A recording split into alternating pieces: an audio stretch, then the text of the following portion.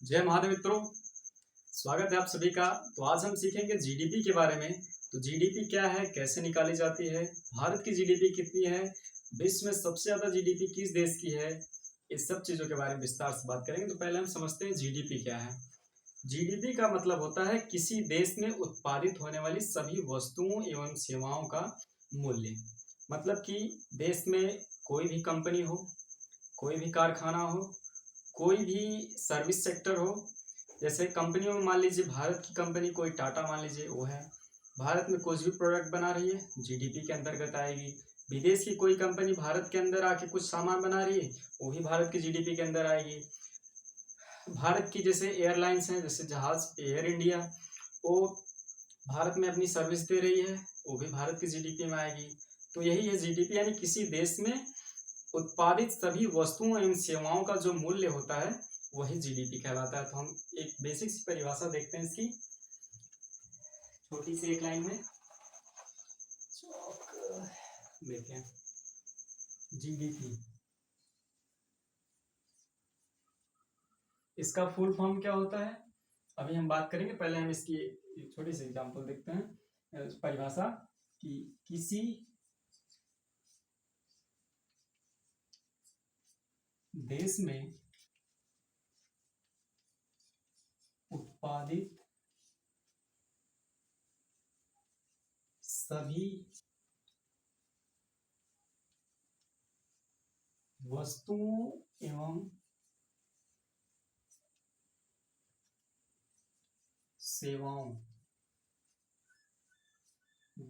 सेवाओं का मूल्य।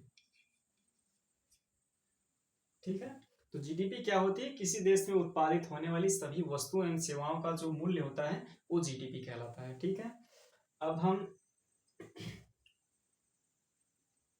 बात करते हैं कि जीडीपी निकाली कैसे जाती है।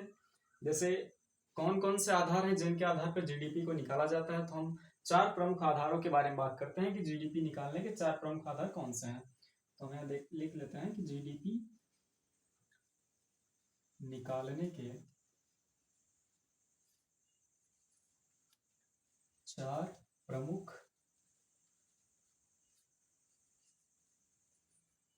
आधार। ठीक, पहला नंबर देखिए क्या है, राजनैतिक सीमा। राजनैतिक सीमा, ठीक। और दूसरा आधार होता है कि कितने समय के लिए, मतलब कितने समय में निकाली जाती है, कि कितने समय, सीमित समय के निकाला जाता है। तो वो सीमित समय क्या है, 1 वर्ष। ठीक है, और तीसरा आधार है वस्तु एवं सेवा। वस्तु एवं सेवा। और चौथा आधार इसका है अंतिम मूल्य।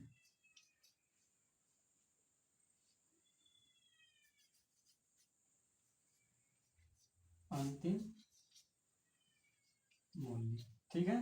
तो इन चार आधारों पर जीडीपी निकाली जाती है। हम एक एक करके आपको समझा रहे हैं। पहला है राजनीतिक सीमा। इसका मतलब होता है कि जिस देश की जीडीपी हम निकालते हैं उस देश की सीमाओं में जो भी कंपनियां काम करती हैं, जो भी उत्पादित करती हैं, जो भी सर्विस सेक्टर की जो भी सेवाएं उपलब्ध होती हैं, उन सब को एक सीमा के अंतर्गत अगर काम करती हैं तो वही उनको जोड़ा जाएगा जीडीपी में। जैसे मान लीजिए भारत की कंपनी कोई भी है, रिलायंस इंडस्ट्री है अंबानी जी की, तो वो, या विदेश की कोई कंपनी मान लीजिए रियलमी आई है, विदेश की चाइनीज कंपनी है, वो भारत में अगर आके बना रही है तो भारत की सीमा के अंतर्गत अगर ये काम कर रही है और वस्तुओं का उत्पादन कर रहे हैं तो ये भारत की जीडीपी में आएंगे। ठीक है, दूसरा है 1 वर्ष, यानी एक निश्चित सीमा में, एक निश्चित समय सीमा के लिए जीडीपी निकाली थी, तो समय सीमा क्या है, 1 वर्ष है।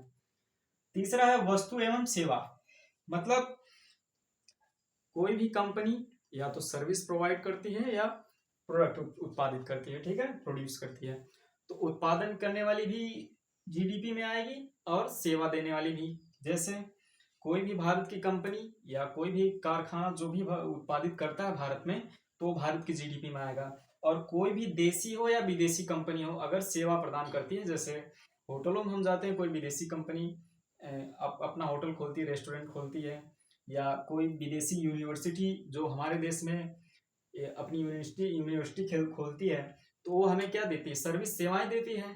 कोई विदेशी एयरलाइन है, वो हमारे देश में सेवाएं देती है, तो उसको भी क्या किया जाएगा, भारत की जीडीपी के अंदर जोड़ा जाएगा, अगर हमारी भारत की सीमा में अगर वो सर्विस या सेवाएं दे रही है तो। ठीक है। और चौथा आधार है अंतिम मूल्य।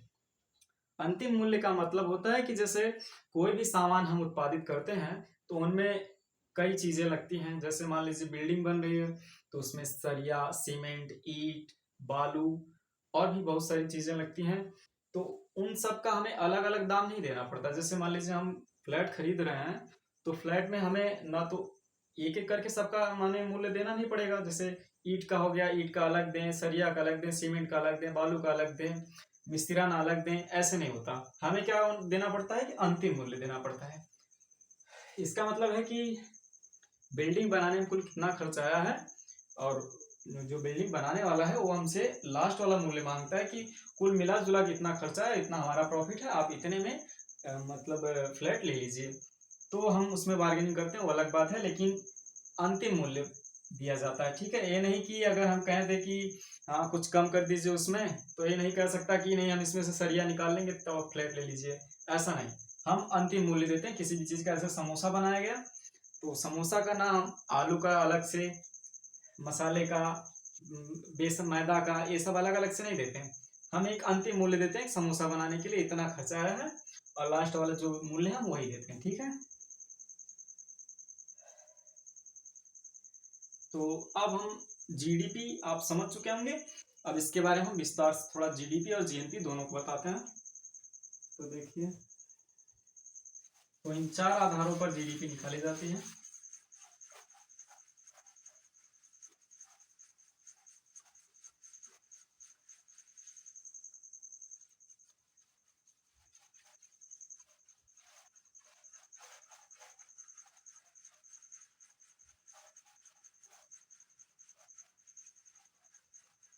तो आप जीडीपी की परिभाषा भी समझ चुके हैं, क्या एक लाइन में मतलब क्या कहा जाता है जीडीपी को, और उसको निकालने के आधार जो हैं वो भी सीख चुके हैं।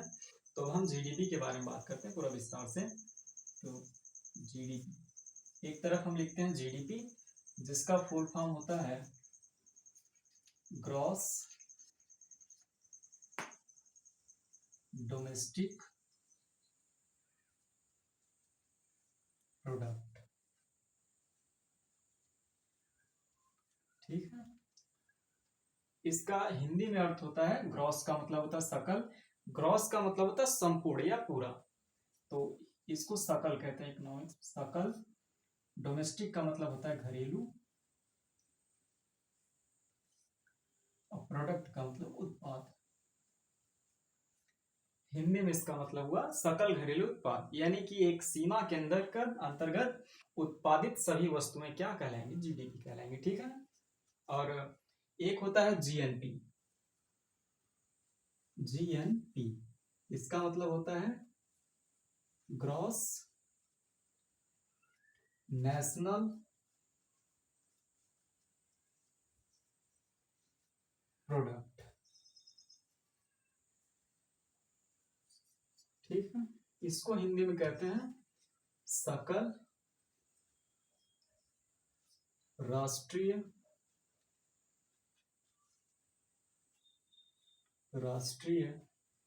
उत्पाद। यानी कि देश में देश की कंपनियों द्वारा उत्पाद या कंपनियों या व्यक्तियों द्वारा उत्पादित जो सभी वस्तुएं हैं वो जीएनपी में आएंगे, सकल राष्ट्रीय उत्पाद में आएंगी। जीडीपी में क्या होता है कि विदेशी कंपनियों के उत्पाद को भी जोड़ा जाता है, लेकिन जीएनपी में सिर्फ भारतीय कंपनियां, भारतीय लोगों द्वारा उत्पादित चीजों को ही जोड़ा जाएगा। ठीक है। अब हम आपको एग्जाम्पल लेके समझाते हैं एक एक करके। जैसे मान लीजिए कि भारत की एक कंपनी है टाटा। ठीक है।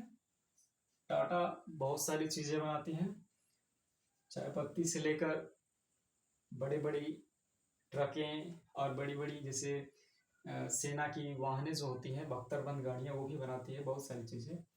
और विदेशों में बहुत सारी देशों में फैली एक कंपनी है। तो टाटा मान लीजिए कि 100 रुपए कमाती है एक साल में। एक एग्जाम्पल ले रहे हैं छोटा सा आपको समझाने के लिए, ठीक है। और एक विदेशी कंपनी मान लीजिए एलजी, ये भारत में कमाती है 50 रुपए, ठीक है। और रमेश मान लीजिए गया है, रमेश गया है कहीं सऊदीया मान लीजिए गया है, और उसने वहां से 10 रुपए कमाए, ठीक है। ठीक, तो आप बताइए कि भारत की जीडीपी क्या होगी यहाँ इतने इस आंकड़े पर। तब भारत की जीडीपी होगी, इसका टाटा कंपनी का जोड़ेंगे कि इसने यहाँ पर कितना उत्पादन किया, कितना कमाया, और एलजी का जोड़ेंगे तो कुल मिला के इसने कितना, 150 रुपए, ठीक है। ये हुई भारत की जीडीपी, यानी कि भारतीय कंपनी और विदेशी कंपनी द्वारा उत्पादित वस्तुओं का जो अंतिम मूल्य है वो जीडीपी कहलाएगा, और अंतिम मूल्य क्या है, 150 रुपए है, तो ये भारत की जीडीपी होगी, ठीक है। आप जीडीपी समझ गए। अब देखिए जीएनपी क्या है, इसी आंकड़े पर हम जीएनपी को देखते हैं कि जीएनपी क्या है। तो यहां देखिए जीएनपी बराबर क्या होगा, जीएनपी का मतलब होता है कि देश यानी राष्ट्र में जो उत्पादित होने वाली वस्तुएं, अब भारत की कंपनियों और भारत के लोगों द्वारा जो उत्पादित होने वाली वस्तुएं सेवाएं हैं उनका अंतिम मूल्य जीएनपी कहलाएगा, ठीक। तो भारत की कंपनी क्या है, टाटा है, एलजी तो विदेश की कंपनी है। अब भारत का व्यक्ति जो सऊदीया गया है कमाने, उसने 10 रुपए कमाया और कमा के भेजेगा कहाँ, भारत में भेजेगा अपने परिवार के पास, तो पैसा भारत में आया। तो जीएनपी क्या होगा कि टाटा कंपनी द्वारा कमाई जाने वाली जो माने संपत्ति है यानी उत्पादित करने वाली जो चीजें हैं, इस 100 रुपया टाटा ने कमाया और 10 रुपया रमेश ने सऊदीया से कमा के भेजा भारत, ठीक। तो इसको जोड़ लिया जाएगा। अब जीएनपी कुल कितना हो गया, 110 रुपए, ठीक। तो भारतीय कंपनी या भारतीय लोगों द्वारा सीमा माने जो उत्पादित वस्तुएं एवं सेवाएं हैं उनका जो अंतिम मूल्य है वो जीएनपी कहलाएगा, ठीक है। आप जीडीपी और जीएनपी में अंतर स्पष्ट कर पा रहे होंगे और दोनों को समझ पा रहे होंगे अच्छे से, ठीक है। अब हम देखते हैं एनडीपी। एनडीपी इसका फुल फॉर्म होता है नेट डोमेस्टिक प्रोडक्ट, ठीक है, नेट डोमेस्टिक प्रोडक्ट। अच्छा, मान लीजिए टाटा कंपनी ने 100 रुपए का सामान बनाया है, अब किसी वजह से मान लीजिए इसका 10 रुपए का सामान नुकसान हो गया, मान लीजिए 10 रुपए का, और एलजी कंपनी ने 50 रुपए का सामान बनाया है, तो इसका मान लीजिए हम मान लेते हैं कि 5 रुपए का नुकसान हो गया, ठीक। अब आप इसको ध्यान रखिएगा कि टाटा कंपनी का 10 रुपए नुकसान हुआ और एलजी का कितना हुआ, 5 रुपए नुकसान हुआ, तो टोटल नुकसान कितना हो गया, 15 रुपए, ठीक। अब नेट डोमेस्टिक प्रोडक्ट हम क्या देखते हैं, क्या होगा कि एनडीपी बराबर होगा जीडीपी माइनस क्या होगा, माइनस होगा कि इन्हीं दोनों कंपनियों को जोड़कर तो जीडीपी बना था, कि इन्हीं दोनों कंपनियों द्वारा उत्पादित वस्तुओं को जोड़कर जीडीपी बना था, तो जब इनका नुकसान हुआ तो भारत की जीडीपी का भी नुकसान होगा। तो क्या करेंगे हम, भारत की जीडीपी में से इनका जो नुकसान हुआ उसको घटा देंगे। मान लीजिए डिस्ट्रॉय जो हुआ है हम मान लेते हैं इसको डी से दर्शा देते हैं कि कुल डिस्ट्रॉय कितना हुआ, 15 रुपए का सामान डिस्ट्रॉय हुआ मतलब खराब हो गया। तो अब जीडीपी एनडीपी क्या होगा कि भारत की जीडीपी में से यानी 150 रुपए में से हम क्या घटाएंगे, 15 रुपए घटाएंगे जो इन दोनों कंपनियों का नुकसान हुआ है, ये 15 रुपए घट गया, ठीक। तो अब एनडीपी कितनी हो जाएगी, 135 रुपए। आप दोनों में अंतर स्पष्ट कर पा रहे होंगे जीडीपी और एनडीपी में। जीडीपी मतलब ग्रॉस डोमेस्टिक प्रोडक्ट और एनडीपी मतलब नेट डोमेस्टिक प्रोडक्ट, ठीक है। ये तो हो गया जीडीपी और एनडीपी। अब हम देखते हैं एनएनपी, ये जीएनपी है, जी को हटा दीजिए, एन को लगा दीजिए, तो एनएनपी। एनएनपी का फुल फॉर्म होगा net national product. Net national product यानी भारत में उत्पादित होने वाली जो नेट चीजें हैं, वस्तुएं हैं, उनके बारे में। अच्छा, अब देखिए हमें एनडीपी निकालने के लिए क्या करना होगा, एनएनपी के लिए हमारे पास क्या था, जीएनपी कितना है, 110 रुपए है।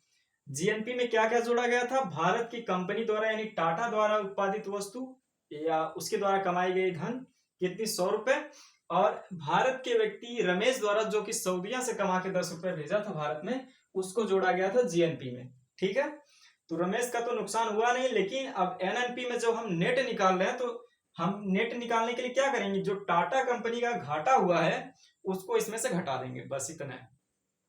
तो टाटा कंपनी का जो घाटा हुआ कितना हुआ है, तो जीएनपी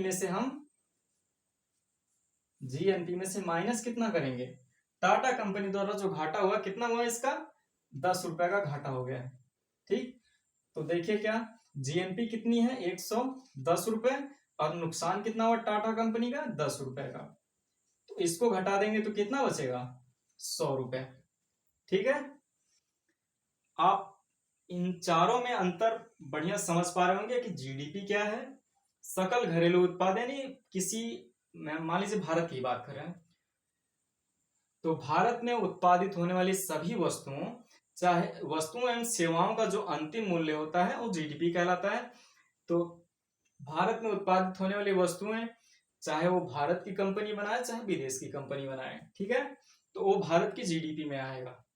और एनडीपी क्या है कि इन कंपनियों का जो नुकसान हुआ है वो जीडीपी से घटा देंगे तो एनडीपी आ जाएगा।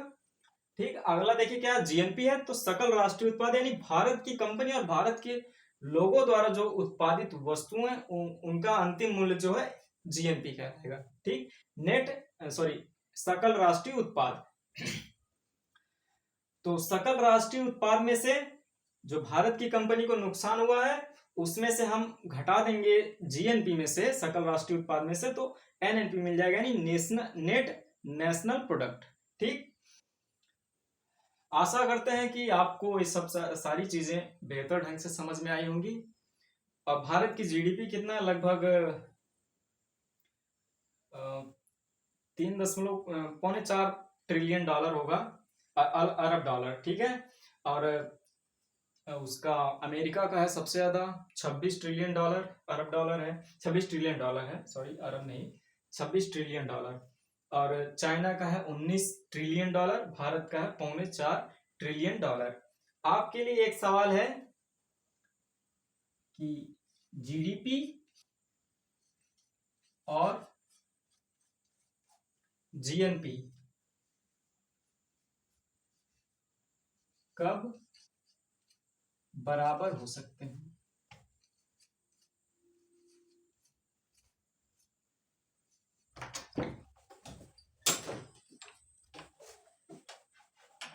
हो सकते हैं, इसके लिए जो स्थितियां होती हैं वो आपको बताना है। ठीक है, आपके लिए सवाल है कि जीडीपी और जीएनपी कब दोनों एक दूसरे के बराबर हो सकती हैं।